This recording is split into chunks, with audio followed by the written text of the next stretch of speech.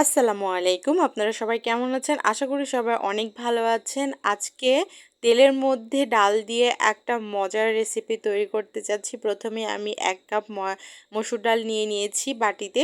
দিয়ে সুন্দর করে পানি দিয়ে ২-৩ পানি দিয়ে আমি ধুয়ে নিয়েছি। নিয়ে আমি এটা ১ ঘন্টা ২ ঘন্টার মতো ভিজিয়ে রাখলে এটা হয়ে যায়। যদি হাতে সময় না থাকে সেক্ষেত্রে একটু গরম পানি দিয়ে ভিজিয়ে রাখলে কিন্তু মসুর ডালটা খুব তাড়াতাড়ি সেদ্ধ হয়ে যায়। তারপরে এই যে দেখুন কত সুন্দর করে আমার এটা ধুয়ে নিয়েছি। আর একটা মাঝারি সাইজের আলু আমি কিউব কিউব করে কেটে সুন্দর করে ব্লেন্ড করে নিয়ে নিয়েছি।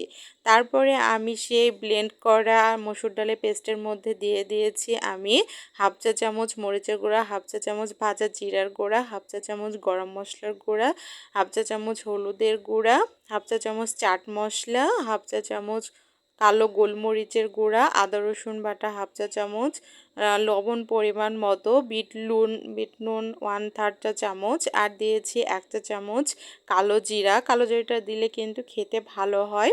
দিয়েছি একটা বড় একটা গোল চামচের 1 চামচ চালের গুঁড়া এবং 2 টেবিল চামচ দিয়েছি আমি কর্নফ্লাওয়ার, আর দিয়েছি হাফ চা চামচ বেকিং পাউডার।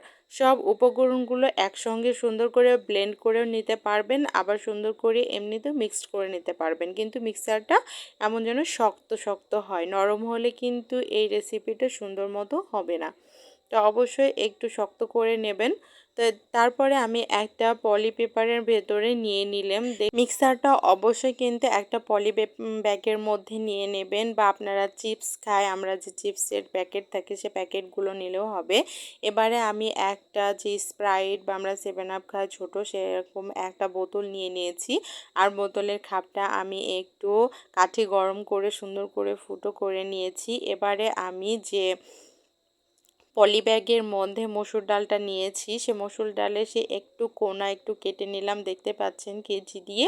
এবারে আমি চাপ দিয়ে সুন্দর করে কিন্তু বোতলের মধ্যে নিয়ে নেব মসুর ডালের সেই মিশ্রণটি। তো পলি ব্যাগের নেওয়ার কারণে কিন্তু বোতলের মধ্যে ঢোকানোটা খুবই সহজ হয়ে যায়।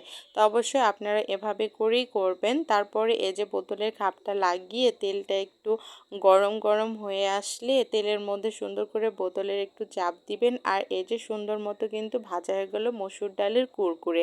এরকম রেসিপি যদি বাচ্চাদেরকে করে দেন তো বাচ্চারা তো খাবে, বড়রাও কিন্তু খুব সুন্দর মজা করে খেতে পারবে। অবশ্যই মুচমোচা করে ভাজবেন, মুচমোচা করে ভাজে একবার টেবিলে দিয়ে দেখবেন বাচ্চারা কত মজা করে খায়। আশা করি আজকের রেসিপিটি অনেক বেশি ভালো লেগেছে। আল্লাহ হাফেজ।